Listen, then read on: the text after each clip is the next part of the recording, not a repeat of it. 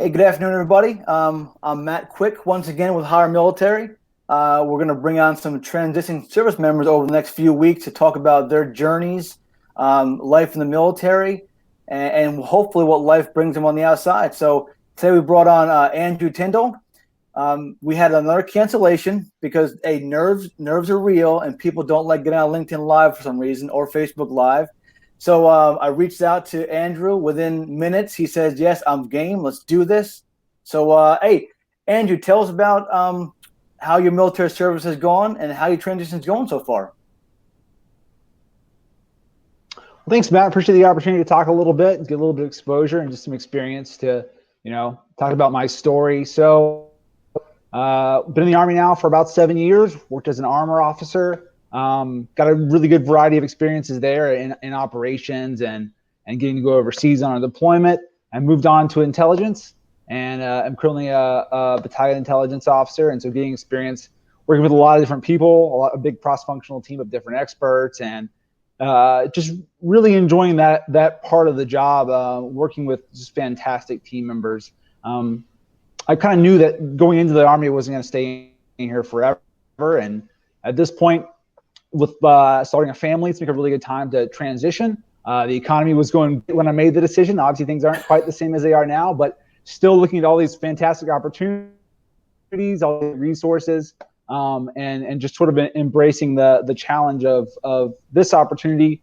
And knowing that no matter what time you go to make this transition, it's going to be a challenge. So it's been a lot of fun, and I've had a great time just interacting with all these other veterans and great resources of people who are really looking to help veterans.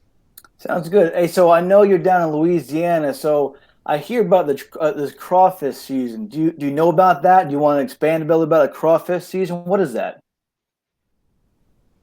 So I can't begin to explain. When crawfish season starts, there are literally these little shacks on the side of the road that just pop up, and there's been no slowdown in business. The shutdown has not affected them. It's a perfect takeout business model. They're doing fierce business. People get off work and you'll see lines of cars, and they buy them. They buy the pound. It's the craziest thing. I thought I knew about crawfish a little bit, having been from the South. It's a totally different animal here, but it really is part of the culture. Even if you don't like crawfish, you got to do a boil at least once and just sort of enjoy the atmosphere.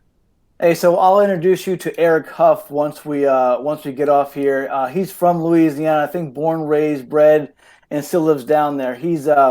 I've known him for about 20 years now, and he's a big old Louisiana guy who loves his crawfish. So maybe you guys get together and one weekend and get a bushel together. Who knows?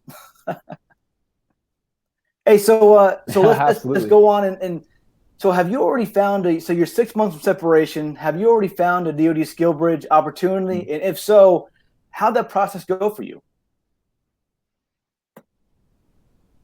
I have. So it went great. Something that was unexpected for me, being having a family, being in Louisiana, an area that there's not a lot of corporate opportunities in a close radius. I thought if I wanted to do a skill bridge thing, I'd have to move somewhere or figure out some way to fit into a timeline. I thought it was gonna be really tough, but I was fortunate to me with a remote opportunity, which is something that at the time now, a few months ago, I knew nothing about, and probably now they're becoming very common. So at the time, when I first heard about it, it wasn't necessarily an industry. It was with a tech startup, which wasn't something that I was really looking a whole lot into. Okay. I have a non-technical background and didn't really know if that was going to apply for me. But the great part about the experience has been they had done a number of skill bridge internships in the past, sort of walked me through. We kind of are good partners together. And I found too with these organizations, they take it as an opportunity not just to gain your help in their business, but also as a way for them to reach back and really train you and add something to the veteran community. So, approaching my leadership with this, initially I was sort of afraid. I didn't know what kind of response I'd gotten before. I'd heard some tales of other veterans who had transitioned and not had good luck. I think the key was really going to my direct supervisor, in this case, my battalion XO, but for whatever your supervisor is, and really kind of laying the foundation for why it's the best choice for your family. In my case, my commander, I think, was a little reluctant at first. But I think as long as you come in with the idea that, that this is what's the right choice for you and why, you really have the plan thought out. I think most people, they want to help you. It's tough for them, especially senior military leaders, because, that's the world they know, and they're sort of, reluctant to send you out unprepared, and they're sort of afraid that you're going to maybe make a bad decision, or, they can help you, have more time, and you're not sure what an internship's going to look like, or a fellowship. So it was a little bit rough at first, a little unsure about how to go through it. My SkillBridge internship really helped me out. They came to me and really walked me through the process and gave me some good talking points. And my command was super, super supportive. And that's good.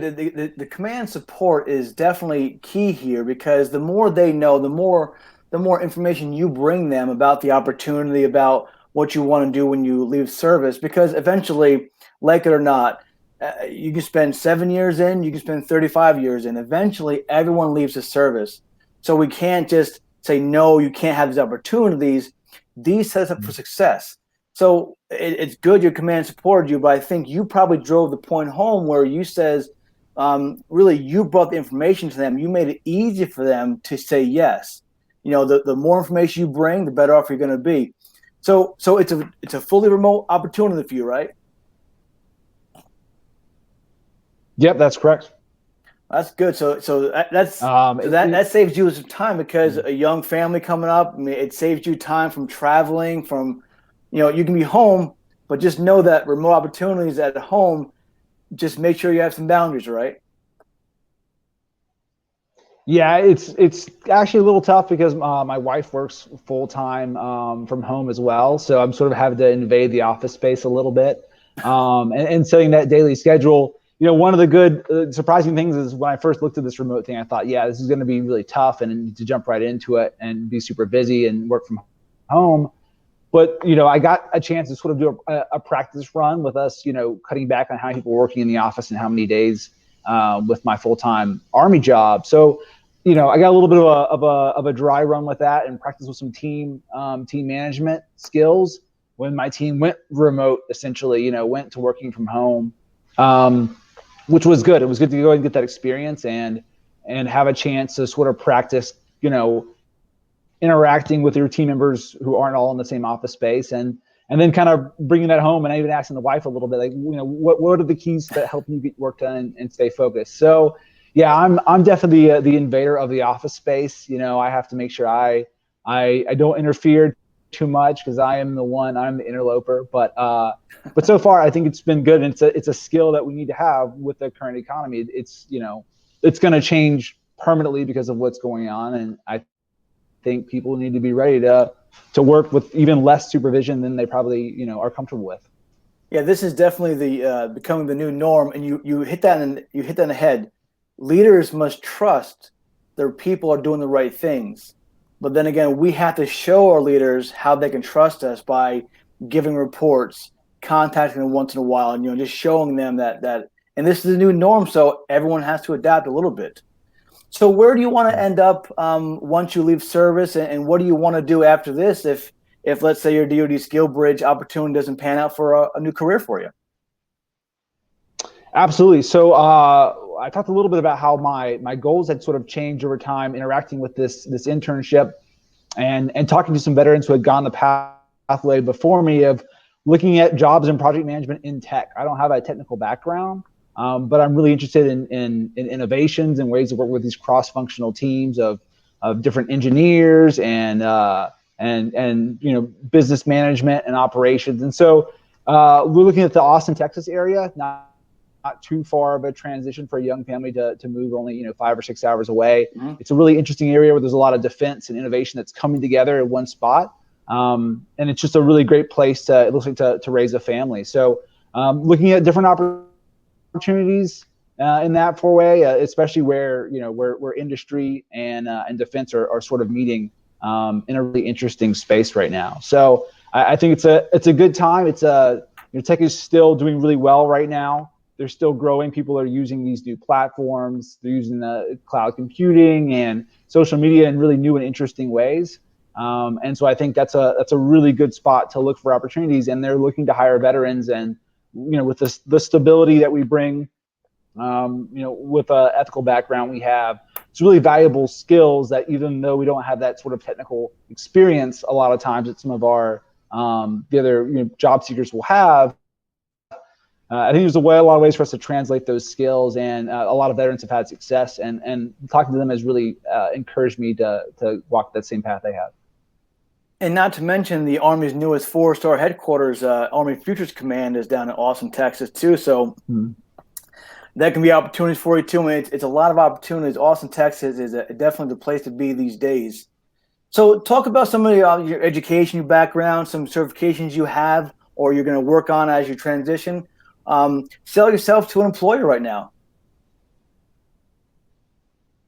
Absolutely. So I have a really varied background. I actually graduated with a political science degree, did some campaigning and lobbying. So that's some marketing exposure and a little bit of campaign financing. Decided to go back into school and have a master's in international policy, and springboard from that into the military just to get some really interesting experience and sort of take that challenge. I'm fortunate enough in the Army to have had a lot of experience managing different projects in supply chain, logistics, now intelligence and risk management, exposure to both things like cybersecurity, as well as just day-to-day projects that will pop up and will vary. And I'll need to assemble a team really quickly and pursue a path. It's been really interesting experience with all these different roles I've been able to do. I did pursue my project management professional certification. It's a really great springboard. I encourage people to look at it. It's good too because it helps you translate what you've already been taught in the military into terms that you're going to see in the corporate sector. And from that, it also piqued my interest in different project management techniques. Currently working through the Onward Opportunity Program with Syracuse to get my my Agile certificate from PMI as well. So just taking that next part of project management into the newer space, coming from software development and being able to see teams that interact in a more dynamic way. So it's been a really interesting experience just learning how the things in the Army that I've done will translate over. But it's super rewarding. I think it's typical for veterans to undersell ourselves just naturally. We just don't tend to talk about ourselves very much.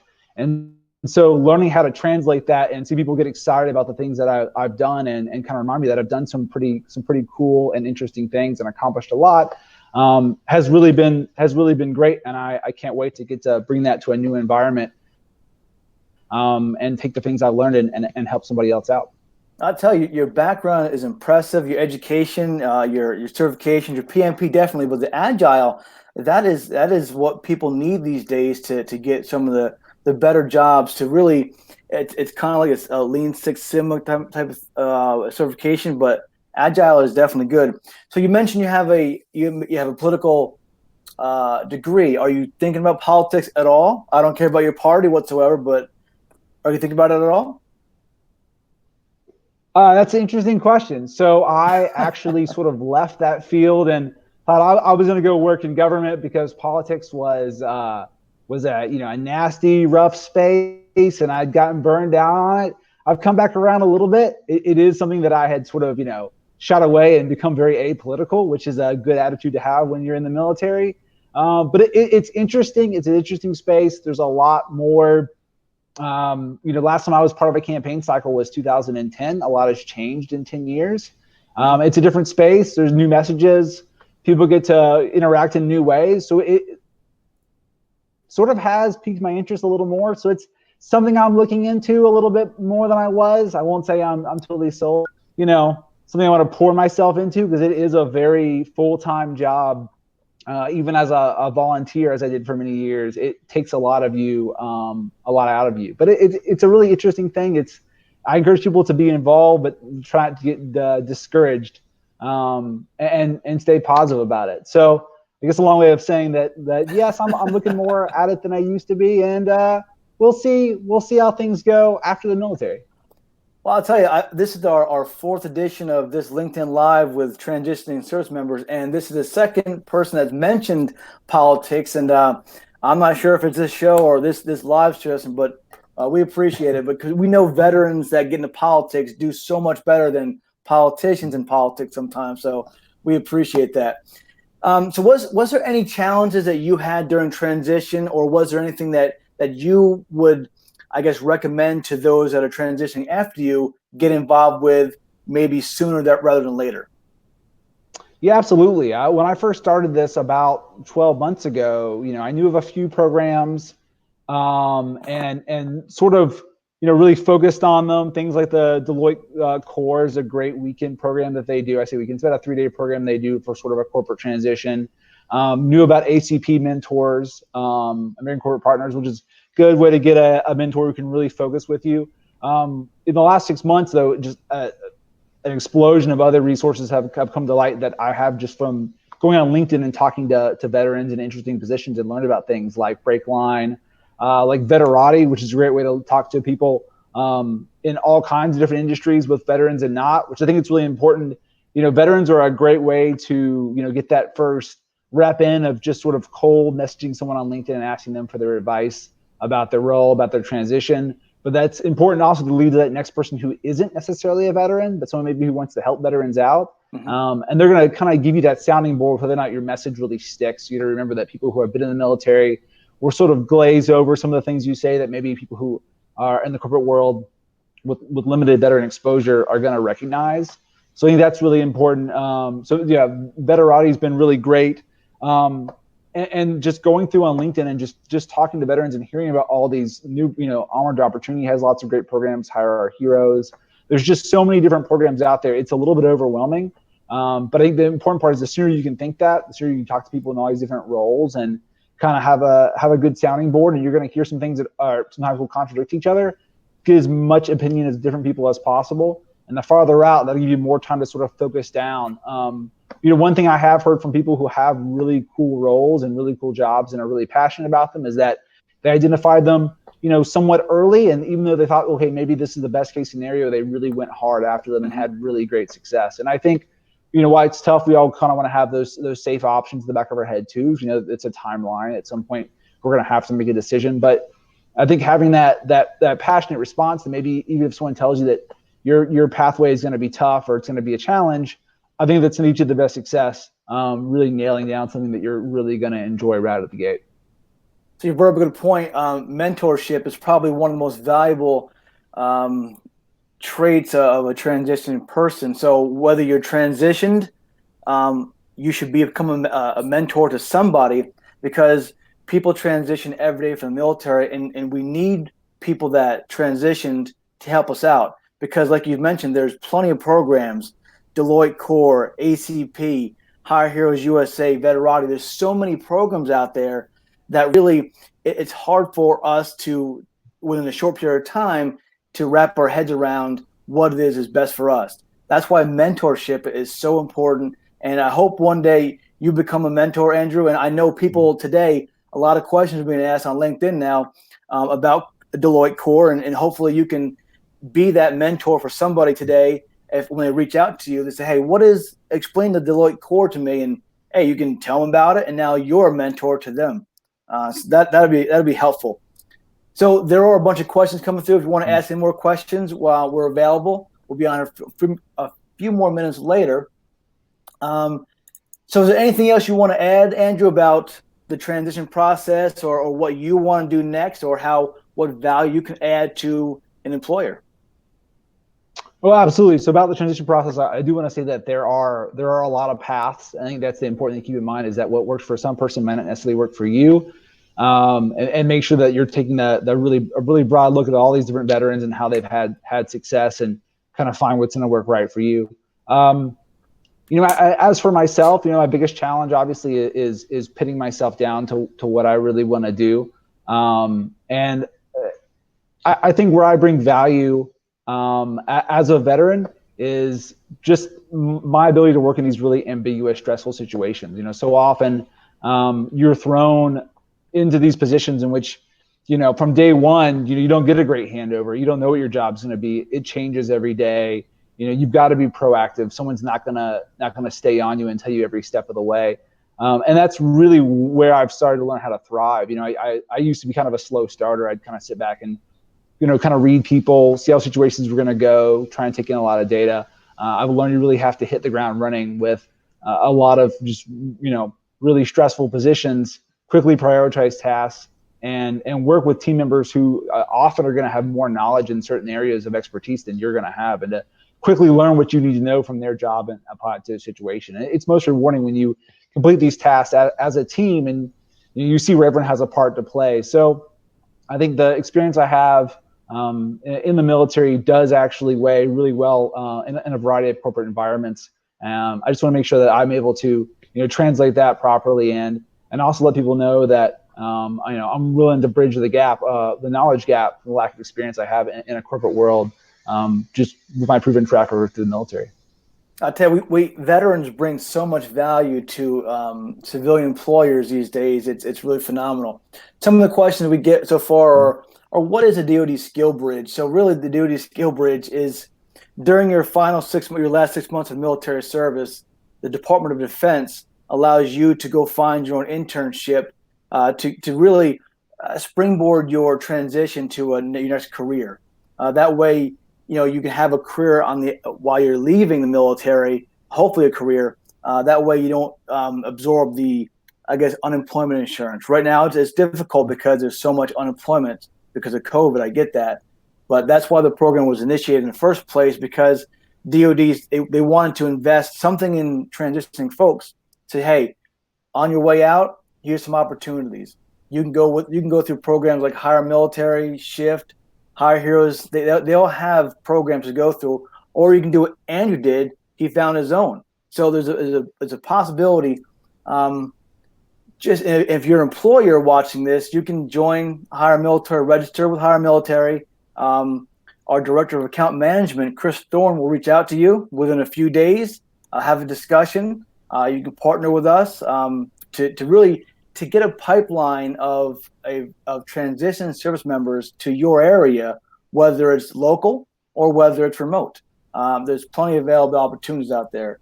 And another question was, what is the onward opportunity? Do you want to handle that one, Andrew? Yeah, and I encourage people to go to the website. It's a program administered through Syracuse. So it actually has a lot of different elements to it. The one that I'm looking at is one that they'll actually give you free training for a certification, and there's a wide variety of project management, IT, human resources. There's a lot of good stuff in there. And essentially, they will, using funds they've received through grants from various corporations, you'll learn through their online program, and then they will actually pay for you to take the certification test. So it's just a nice springboard to, either build on skills that you've learned in the military, or just take something totally different and get an introduction. They actually have various levels of IT certification and project management, from entry all the way to high level professional. So it's a really nice program, and that's just a little bit of it. If you're able to do stuff in person too, they have a lot of great stuff as well. So you're saying that Syracuse University offers a free certification for veterans, military spouses, and transition service members within 6 months of separation, right? Yeah, I believe it's actually 12 months of separation. So within 12 months, you can go sign up and do this program for free. I'll tell you what, there's so many great programs out there. Listen, register with Onward Opportunity. They're online. They're over LinkedIn. Go there and check them out. Get yourself a free certification, whether it's human resources, IT, agile, whatever it is. Don't miss the opportunity to get a free certification. It's kind of like your new rank when you get out, right? Yeah, absolutely. It's a fantastic program, and they're moving it more and more remote every day. Obviously, given the circumstances, there's really no reason not to jump on that. Well, good deal. I don't see any more questions pouring in, but there's a lot of activity on the board. So hopefully, Andrew, you can get on the video here and check it later and answer some questions, maybe mentor some people. Any final words as we depart? I, of course, just want to thank you and so many people like you across the world who have really just reached out and have this veteran experience, who really want to help people, and just how important it is to explore all possibilities, talk to as many people as possible. You don't know where this journey is going to take you, and so just absolutely take your time through the process. Give as much time as you possibly can to it. I mean, it's a full-time job, not top of your other job, but it's been super rewarding. And there's going to be some days you're going to be a little bit discouraged. I still have those days off and on. At the same time, overall, it's just encouraging to see people who want to help you, and I think that's the biggest takeaway. That's true. Well, hopefully you can be a mentor to others going forward, because you've talked a lot about your experiences today, and it's going to be a wealth of knowledge. So, hey, we'll be back on tomorrow around 12:30 p.m. East Coast time.